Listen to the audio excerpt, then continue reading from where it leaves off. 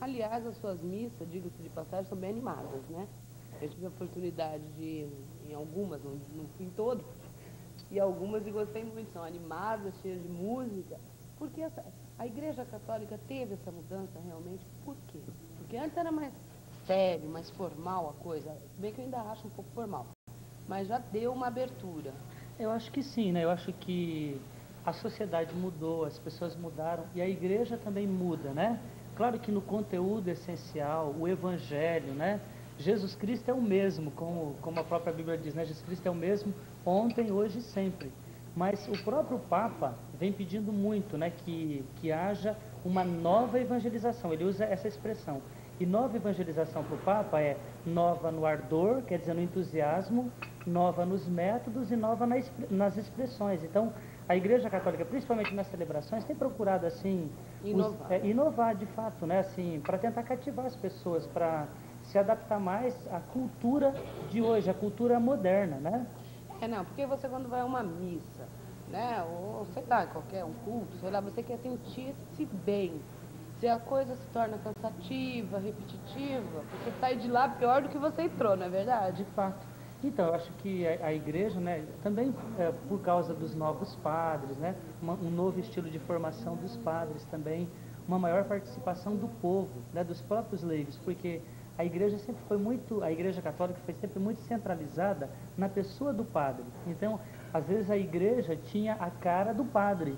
Graças a Deus, agora as pessoas participam mais. Então, às vezes, assim, a igreja já conseguiu dar um avanço, né? E ser assim, ela tem um rosto de comunidade, né? Um rosto assim mais de acordo com a vida da população daquela comunidade e não única e exclusivamente a partir do padre, né? Então, as pessoas que vão fazendo parte, vão participando, vão dando opiniões, entende? Elas vão, assim, de fato, trazendo um novo rosto para a igreja. Então, isso que é muito importante. Padre, já que a gente está falando assim de novo rosto, de novidade para a igreja, o que você acha? Eu vou chamar ele de você porque é um menino, né? Tá? Pode chamar de você. Super novo, bonito, não é pecado achar padre bonito, Não, né? acho que não. Bonito, os olhos azuis maravilhosos e tal. Eu vou te chamar de você que eu me sinto mais à vontade. O que você acha de padre casar? Então, olha, essa questão é a seguinte: o padre, ele recebe um sacramento que se chama o sacramento da ordem, né? Por esse sacramento, o padre se configura a Cristo. É como se ele fosse, assim, ele recebe um mandato para agir em nome e na pessoa de Cristo. Então, o motivo pelo qual os padres não se casam é justamente para viverem Em função. como Jesus viveu, assim, tendo um coração totalmente livre para se dedicar 24 horas por dia a essa causa, né, do amor ao reino de Deus. Sim, mas Então, Jesus, ele falou, né, que tinha pessoas que iriam optar pelo celibato, por exemplo, por causa do reino de Deus. O próprio apóstolo Paulo, né, na carta aos Coríntios, no capítulo 7, ele mostra assim que a pessoa deve permanecer em termos assim de estado civil, assim vamos dizer, casado, solteira, ela deve permanecer no estado que ela estava quando ela foi chamada por Deus. Então, eu acredito assim que o celibato, ele é um dom de Deus, e Deus não dá esse dom para todo mundo, mas ele escolhe alguns para isso, entende?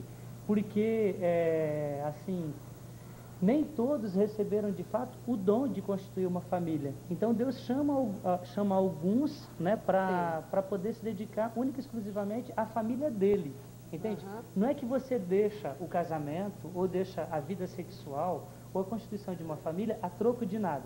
Quem Não, fizer eu isso a acho que troco de não. nada está sendo bobo, né? Não, é Agora, verdade. você fazer isso por uma causa tão nobre quanto é o reino de Deus, então tem muito significado. Eu não sei, eu assim, particularmente falando, como leiga total, né, que eu não sou freira, nunca nem estudei para ser freira, eu acho assim, um padre, por exemplo, se ele fosse casado, se ele tivesse o amor à sua esposa, tivesse filhos, o amor aos seus filhos, a hora que chegasse um cristão lá para pedir um aconselhamento em relação à família, olha, meu filho me dá trabalho, eu acho que ele saberia melhor dar esse aconselhamento se ele tivesse enfrentado esses problemas, se ele tivesse dado esse amor, porque amor de filho é um amor, olha, não dá nem para explicar, é um amor que não existe, quer dizer, você só valoriza isso se alguém chegar para mim e dizer assim, olha, meu filho me dá um trabalho, eu talvez fale, olha, eu não sei o que fazer, porque o meu também dá, quer dizer, eu acho que o padre, não sei, culpa de quem? Eu acho que é do Papa mesmo. É a culpa de não poder casar, que ele devia dar uma abertura, sei lá. Porque eu acho que precisaria desse amor, o padre precisaria conhecer esse amor de uma mulher, o amor da mulher e dos filhos para poder aconselhar os seus cristãos que às vezes vão lá desesperados. Então, como? Aonde que o padre acha esse amor? Só em Jesus Cristo? Que eu acho que é diferente. Olha, vou contar a minha história para você. Conte. Quando... espera só um pouquinho. Eu acho que Jesus Cristo não casou porque ele morreu muito novo, senão ele teria casado. Não, ele já tinha 33 anos. Então, novinho pra homem. Naquela época, os rapazes casavam bem novinhos, 16, 17 anos. Assim, eu sempre pensei nisso, sabe? Quando eu era criança, eu falava, acho que Cristo não casou porque ele morreu cedo. Não foi por isso. Mas olha, veja bem, a minha maior dificuldade para entrar para o seminário era justamente assim, que eu pensava nos meus filhos. E quando eu conversei com o padre que me orientava, né? Eu dizia assim, mas padre, eu quero ter os meus filhos, né? E tal, ele dizia assim, mas você vai ter muitos filhos, seus paroquianos vão ser todos seus filhos. Eu disse, mas não é bem assim que eu queria, e tal. E depois, então, né, eu fui fazendo uma caminhada vocacional, né, de discernimento e resolvi mesmo, né, entrar para o seminário, porque sentia que era para isso que Deus me chamava, entende? E depois de padre, eu senti muitas vezes a graça de ser pai, de ter filhos, entende? Porque a paternidade, ela não é uma coisa somente biológica, não entende? é, realmente. A gente quando adota... exatamente. Mas eu acho que a convivência é diferente. Mas a gente convive, olha, eu tenho crianças, não, padre, você não acorda de madrugada com a criança chorando no seu ouvido, de dor, e você desesperada ter que dar uma de médico ali, porque é de madrugada, é um domingo, teu pediatra não tá, e você desesperada tem que dar até uma de Deus, assim, entre aspas, para poder ajudar aquele filho. Então, essa convivência não tem. Pode ter o amor. Claro, você cristão. tem... Então, aí que está a questão. Eu acho assim que essa convivência vai depender muito do padre, dele conviver. Eu convivo muito com as famílias da minha comunidade, entende? Já aconteceu de eu levar criança no médico. Sim. Que bom, que queria ver. Claro que é muito mais... Esporadicamente. Claro, é muito mais esporádico, mas assim, a gente convive com as famílias, a gente está passando... Então, a gente experimenta também a realidade de uma família. A menos que um padre, ele se feche e fique lá trancado na casa dele ou na sacristia, então ele não, mas a partir do momento que ele é uma pessoa aberta, entende que ele convive com as famílias, ele vai tendo essa experiência também. Eu sou muito procurado pelas famílias, entende? E tenho a graça de Deus, não sou eu que faço isso, mas é Deus que age através do meu ministério, de ajudar muitos casais a se reconciliarem, entende? Então, às vezes a gente, assim, de fora, analisa, né, a questão e consegue abrir pistas. Não é a gente que vai resolver, mas a gente consegue abrir luzes, né? Então, olha, sinceramente, tem jovens que conversam comigo muito mais do que com os pais deles.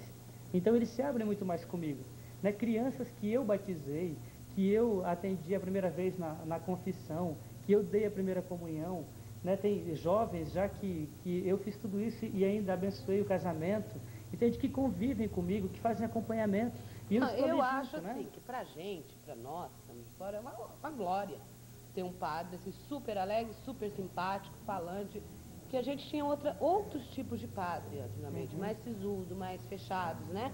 Pra gente é ótimo, eu só fico com pena dos padres que não podem casar, não podem ter filhos, que é uma coisa maravilhosa. Eu acho que isso é de Deus, isso é olha, a vida humana, pra mim, é um milagre de Deus, porque sabe, de duas sementinhas pequenininhas, nasce uma criança perfeita com olho e boca, é um barato, né? Então eu fico com pena dos padres, não estou aqui para discutir com você.